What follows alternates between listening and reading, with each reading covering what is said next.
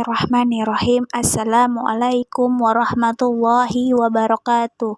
Alhamdulillahirabbil alamin, wassalatu wassalamu ala asrofil anbiya'i wal mursalin wa ala alihi wa ashabihi ajmain. Pertama-tama, marilah kita ucapkan puji dan syukur kita atas kehadiran Allah Subhanahu wa taala yang telah memberikan kita kesehatan serta kesempatan sehingga kita dapat berkumpul di tempat yang kita cintain ini. Tak lupa pula salawat berangkaikan salam kita hadiahkan kepada junjungan Nabi besar Muhammad sallallahu alaihi wasallam. Allahumma sholli ala sayyidina Muhammad wa ala ali sayyidina Muhammad. Semoga kita mendapatkan syafaatnya di yaumil akhir kelak. Amin amin ya rabbal alamin. Adapun tema ceramah saya pada hari ini yaitu tentang moderasi beragama. Bangsa Indonesia terdiri dari berbagai suku, bangsa, agama, dan bahasa. Dari berbagai macam keberagaman yang dimiliki Indonesia, itu menjadi hal terkuat dalam membentuk suatu radikalisme di Indonesia. Mengapa kita perlu bermoderasi beragama? Kita harus pahami dulu apa itu moderasi beragama.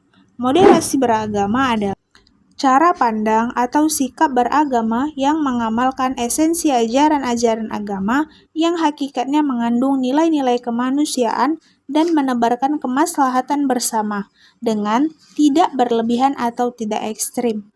Sikap moderasi itu bukan sikap yang merendahkan kebenaran. Kita tetap memiliki sikap yang jelas dalam suatu persoalan, tentang kebenaran, tentang hukum suatu masalah. Namun dalam moderasi beragama, kita lebih pada sikap keterbukaan menerima bahwa di luar diri kita ini ada saudara sebangsa yang memiliki hak yang sama dengan kita. Masing-masing orang memiliki keyakinan di luar keyakinan atau agama yang mesti harus kita hormati dan akui keberadaannya. Untuk itu, kita perlu terus-menerus bertindak dan beragama dengan cara yang moderat. Ada 4 hal yang menjadi esensi moderasi beragama itu. Yang pertama, cara pandang atau sikap dan praktik keberagaman di lingkungan masyarakat.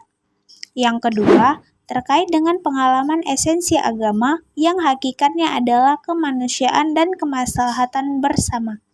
Yang ketiga, semuanya berprinsipkan keadilan dan keseimbangan. Dan yang keempat, taat pada konstitusi, pada kesepakatan bersama di kehidupan kita yang beragam, suku, bangsa, dan agama. Semua saling berkaitan satu sama lain. Maka di sini kita perlu belajar cara memoderasi agama. Adanya 3 hal yang menjadi fenomena yang berkembang karena ketidakbenaran atau kesalahpahaman tentang moderasi beragama. Yang pertama, cara pandang atau sikap keberagaman yang justru mengingkari nilai-nilai kemanusiaan dan kemaslahatan bersama untuk mewujudkan kedamaian. Yang kedua, beragama yang eksklusif, yaitu memisah-misahkan. Padahal beragama itu harusnya dengan inklusif menyatukan kita dalam perbedaan. Yang ketiga, cara beragama yang konfrontatif atau senang untuk bermusuhan atau berlawanan. Dan yang keempat, cara beragama yang destruktif atau merusak. Padahal agama kan bersifat memperbaiki, mengajak dalam hal kebaikan. Ini adalah cenderung mengingkari nilai-nilai kemanusiaan dan perdamaian. Bentuk dari moderasi beragama itu adalah toleransi beragama. Jadi toleransi beragama itu adalah sikap untuk saling menerima dan keterbukaan terhadap adanya umat dengan agama yang beragam. Seharusnya kita tidak peduli terhadap agama apa yang dianut oleh masing-masing orang. Setiap orang selayaknya memang dapat saling menghargai satu sama lain.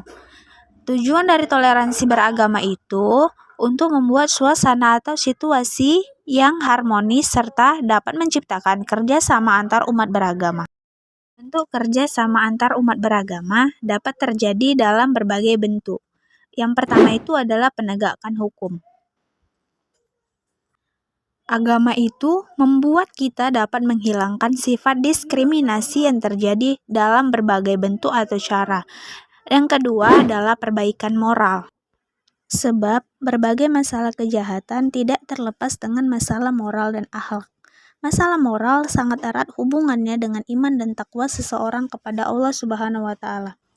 Sikap toleransi bukan hanya tentang mengetahui perbedaan, namun suatu sikap saling menghormati dan menghargai antar kelompok atau individu dalam masyarakat atau lingkungan. Yang dijelaskan dalam Al-Quran tentang toleransi dalam surah Al-Kafirun ayat 6 yang berbunyi A'udzubillahi minasyaitonirrajim Bismillahirrahmanirrahim Lakum dinukum waliyadin, yang artinya untukmu agamamu dan untukkulah agamaku. Ayat di atas dapat kita simpulkan bahwa Allah tidak pernah memaksakan seluruh umatnya untuk beriman kepadanya. Manusianya sendirilah yang dapat menentukan ia ingin beriman atau tidak. Kita berhak atas agama kita masing-masing. Tuhan yang kita sembah tidak sama, dan peraturan dalam agama kita juga tidak sama, tetapi semua itu pasti ada pertanggungjawabannya. Sekianlah isi ceramah saya pada hari ini, semoga bermanfaat untuk kita semua. Apabila ada salah kata saya mohon maaf, kepada Allah saya mohon ampun.